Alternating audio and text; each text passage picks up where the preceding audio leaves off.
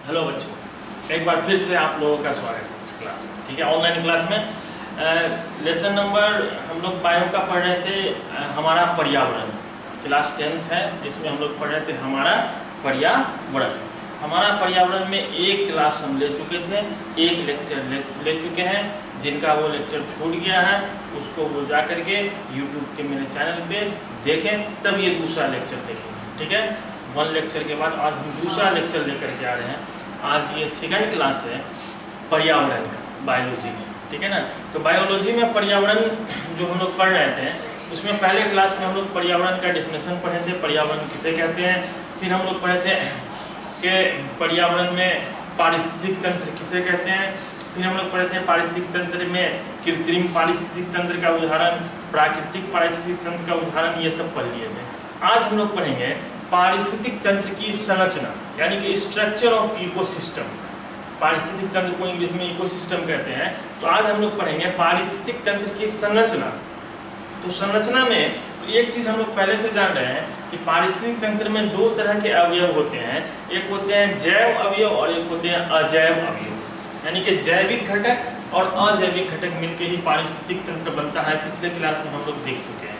तो आज का हेडिंग होगा हम लोगों का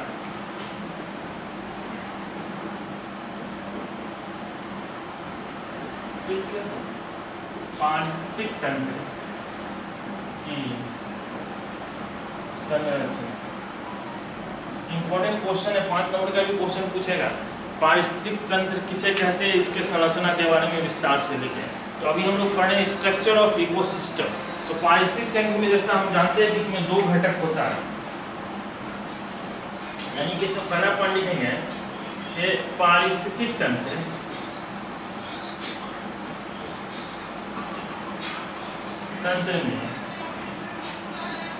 दो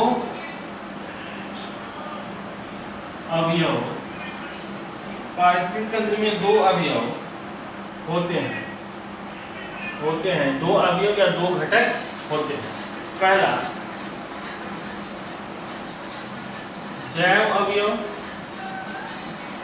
यानी कि इसको हम लोग कहेंगे बायोटिक फैक्टर, और दूसरा बायोटिक कंपोनेंट, और दूसरा अजैव अवयव, इसको हम लोग कहेंगे ए बायोटिक कंपोनेंट।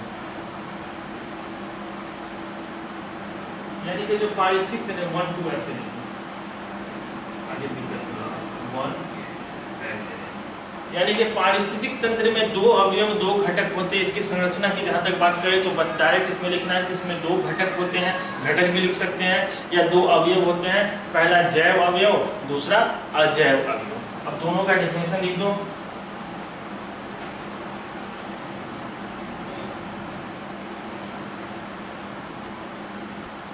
जैव अवयव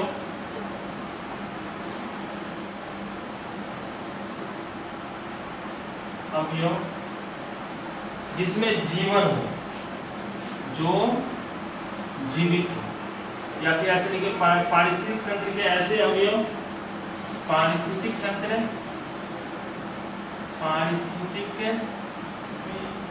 तंत्र के ऐसे अवयव जिनमें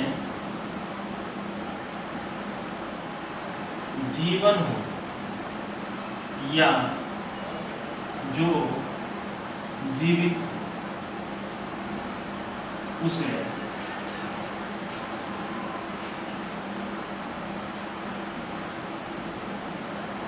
जैव अवयव कहते हैं। सिंपल समझो कि जैव अवयव किसे कहेंगे, तो पारिस्थितिक तंत्र के ऐसे अवयव जो जीवित हो, यानी जिसमें जान हो, वो होगा जैव अवयव। जिसमें जान नहीं हो वो क्या होगा, अजैव अवयव। तो पहले हमको जैव अवयव के बारे में पढ़ना है, पूरा जैव अवयव पूरा पढ़ लेंगे तब अजैव अवयव पढ़ेंगे। तो जैव अवयव का डेफिनेशन कोई पूछेगा ये बता देना। फिर आगे आए जैव अवयव के कितने घटक होते हैं, जैव अवयव के कितने प्रकार होते हैं। तो आगे लिखना है इसी में जैव अवयव को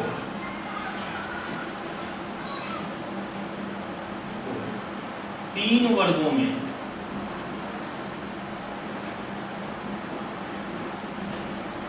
बांटा जाता है। पहला उत्पादक, इसको हम लोग कहते हैं प्रोड्यूसर। दूसरा उपभोक्ता, उपभोक्ता इसको कहते हैं कंज्यूमर। और तीसरा अपघटनकर्ता, इसको हम लोग कहते हैं डीकम्पोजर्स। यानी कि सबसे पहली बात ये कि सर पारिस्थितिक तंत्र की संरचना आप पढ़ा रहे हैं, तो पारिस्थितिक तंत्र की संरचना में सबसे पहला बात ये याद रखना है कि पारिस्थितिक तंत्र के 2 अवयव होते हैं। पहला जैव अवयव, दूसरा अजैव अवयव। तो हम लोग अब पढ़ेंगे जैव अवयव के बारे में। जैव अवयव के बारे में हम लोग ये जानेंगे कि पारिस्थितिक तंत्र के ऐसे अवयव जो जीवित हो या जिसमें जान हो, उन सबको हम कहेंगे जैव अवयव। फिर जैव अवयव के 3 प्रकार, 3 वर्ग में जैव अवयव को बांटा गया। सबसे पहला उत्पादक, दूसरा उपभोक्ता और तीसरा अपघटनकर्ता, यानी कि प्रोड्यूसर, कंज्यूमर एंड डीकम्पोजर्स। अब इस तीनों के बारे में हमको पढ़ना है, तब जाकर के मेरा जैव अवयव खत्म होगा। उसके बाद तब हम लोग पढ़ेंगे अजैव अवयव के बारे में। तो सबसे पहले यहाँ तक नोट करिए, इसके बाद हम कंटिन्यू चलेंगे।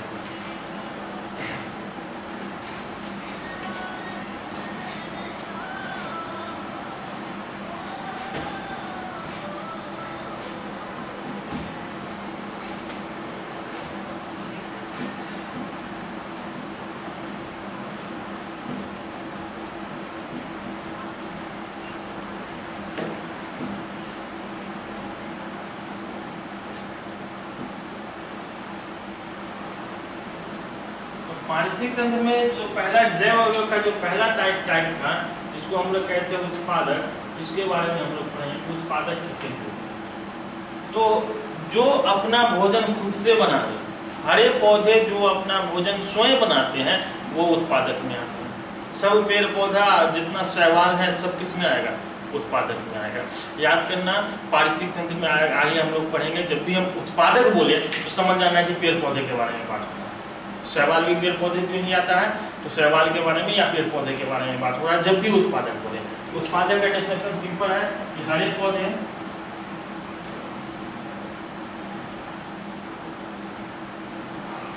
जो अपना भोजन स्वयं खुद से बनाते हैं, उत्पादक कहलाते हैं। तो हरे पौधे जो अपना भोजन स्वयं बनाते हैं उत्पादक कहलाते हैं। उत्पादक क्या करता है कि ये उत्पादक क्या करता है कि प्रकाश संश्लेषण करता है। क्या करता है? प्रकाश संश्लेषण। तो इसमें एक पॉइंट लिखना है, ये प्रकाश संश्लेषण, ये प्रकाश संश्लेषण द्वारा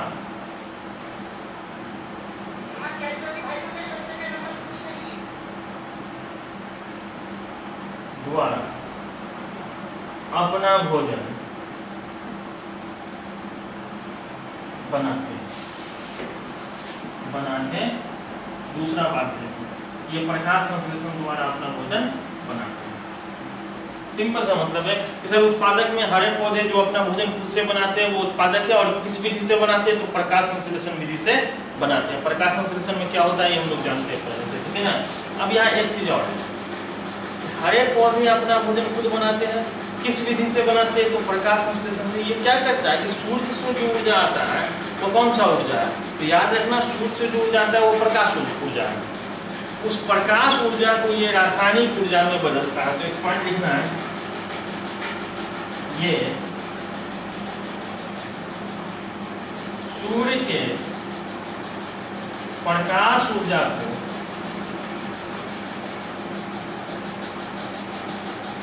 रासायनिक ऊर्जा में बदलता है, इम्पोर्टेंट, ठीक है ना। अब इसका डायरेक्ट उदाहरण लिख रहे हैं, उत्पादक का उदाहरण लिख लो।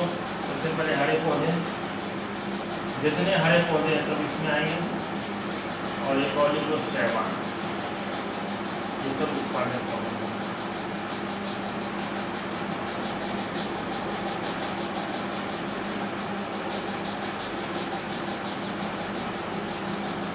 दूसरा था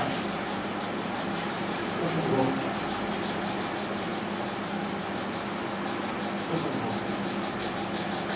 यानी कि पारिस्थितिक तंत्र में जो जैव अवयव है उसका दूसरा जो वर्ग है वो है उपभोक्ता। पहला तो उत्पादक है, बस सिंपल सा उत्पादक में इतना याद रखना कि हरे पौधे, उत्पादक में क्या आते हैं, हरे पौधे जो अपना भोजन खुद बनाते हैं उसे उत्पादक कहते हैं। भोजन किस विधि से बनाते हैं, तो प्रकाश संश्लेषण विधि से बनाते हैं। फिर इसमें एक बात यह है कि क्या करता है, तो सूर्य से जो ऊर्जा आ रहा है, प्रकाश ऊर्जा, उस ऊर्जा को ये रासायनिक ऊर्जा में बदलता है। क्यों बना लेता है भोजन, क्योंकि इसके पास क्लोरोफिल होता है। ये सब आगे की बात है, ठीक है ना। आगे है उपभोक्ता।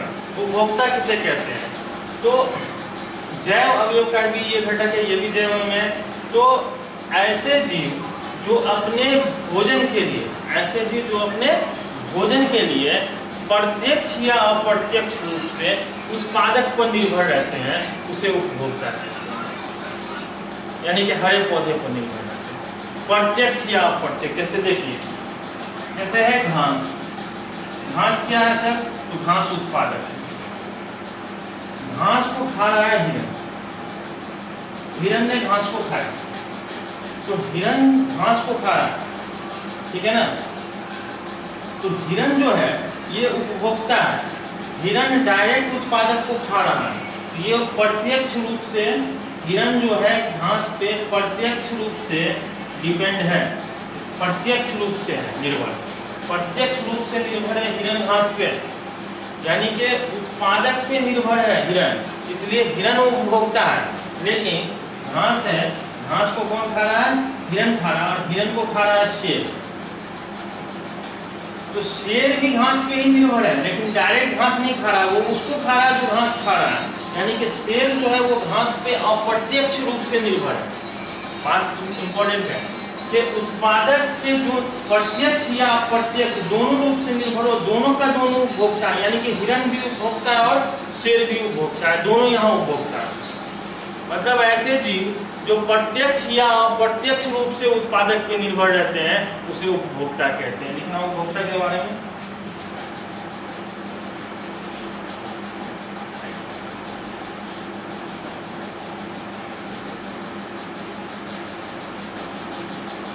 ऐसे जीव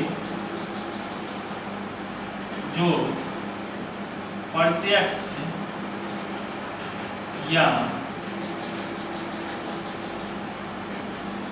अप्रत्यक्ष रूप से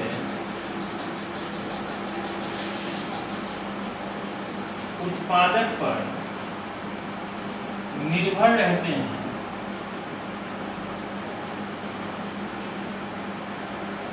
उसे उपभोक्ता कहते हैं।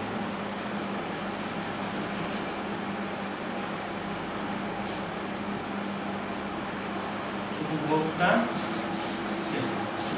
सिंपल सा मतलब कि हम भी उपभोक्ता हैं। अगर हम सब्जी खा रहे हैं तो हम डायरेक्ट पौधे उत्पादक पर निर्भर हैं, तो उस समय हम भी उपभोक्ता हैं। या अगर हम चिकन खा रहे हैं तो चिकन जो है वो अनाज खा रहा है, अनाज पौधा से आ रहा है, तो उस समय हम अप्रत्यक्ष रूप से अनाज पौधे पर निर्भर है। लेकिन हम लोग खाने पे पौधे पर निर्भर रहते हैं, या तो प्रत्यक्ष रूप से या अप्रत्यक्ष रूप से। बहुत सारा जानवर ऐसा है जो प्रत्यक्ष रूप से निर्भर रहता है, बहुत सारा ऐसा है जो अप्रत्यक्ष रूप से निर्भर रहता है, लेकिन दोनों का दोनों उपभोक्ता ही कहलाएगा, ठीक है ना। अब यहाँ है कि उपभोक्ता के भी 3 वर्ग होते हैं। उपभोक्ता को भी 3 श्रेणी में बांटा गया है, प्राथमिक उपभोक्ता, द्वितीयक उपभोक्ता और तृतीयक उपभोक्ता। पहले इतना नोट करिए, फिर हम बताएंगे।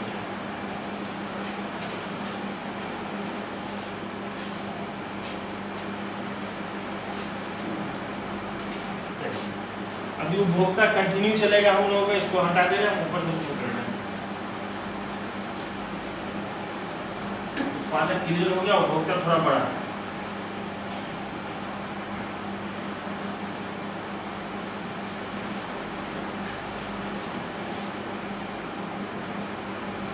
उपभोक्ता को 3 श्रेणी में बांटा गया है, बांटा जाता है। ए,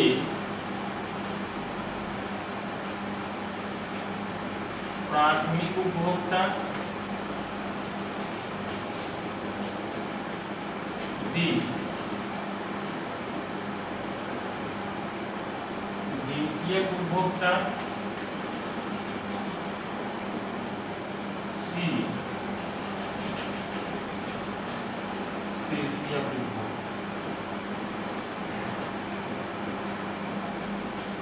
तीनों का डेफिनेशन हमको पढ़ना है, लेकिन उससे पहले एक चीज हम बता रहे हैं, इसको थोड़ा समझिएगा तो ऑटोमेटिक हो जाएगा ये क्लियर।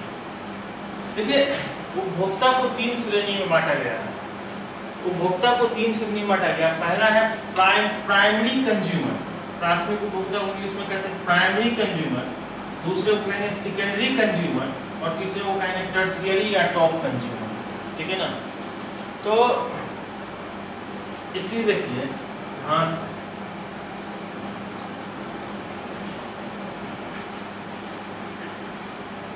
घास को खाना,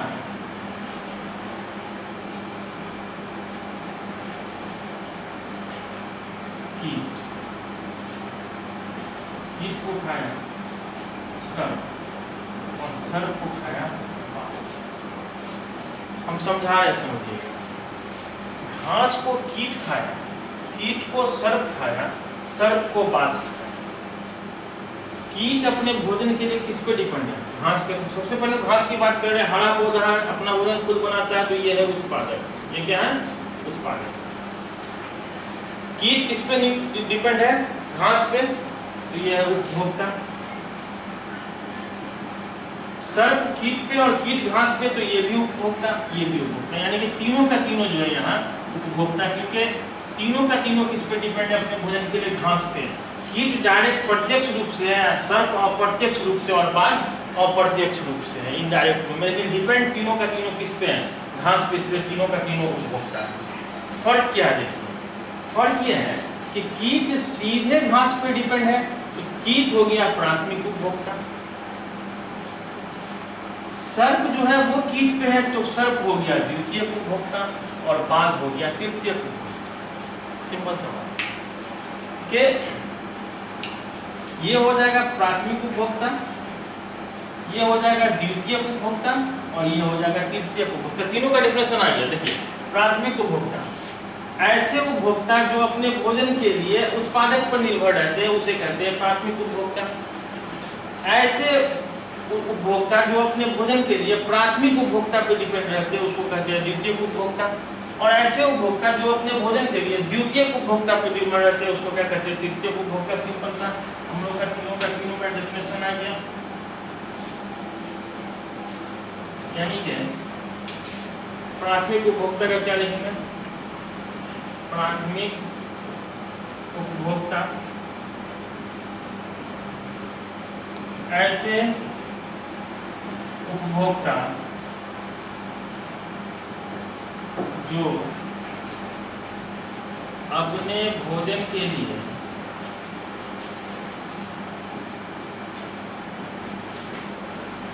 उत्पादक पर निर्भर रहते हैं,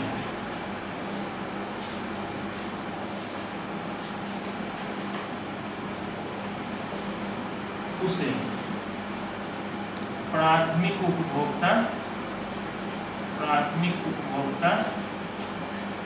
कहते हैं, प्राइमरी कंज्यूमर कहते हैं, जो डायरेक्ट उत्पादक से ले रहा है। उदाहरण, हिरण, खरगोश और कीट। एक नोट इसमें याद रखना, ये मतलब प्राथमिक उपभोक्ता शाकाहारी होते हैं, शाकाहारी होते हैं। ऑब्वियसली सी बात है, पौधे पे निर्भर है, पौधे को खाना है तो क्या होगा, शाकाहारी होगा। तो प्राथमिक उपभोक्ता के बारे में एक चीज जान जाओ कि ये शाकाहारी होते हैं। आज यही रहने दे रहे हैं, कल हम लोग इससे आगे करेंगे, द्वितीयक उपभोक्ता से कंटिन्यू करेंगे। आज के क्लास को हम लोग यहीं रोक दे रहे हैं। बाय।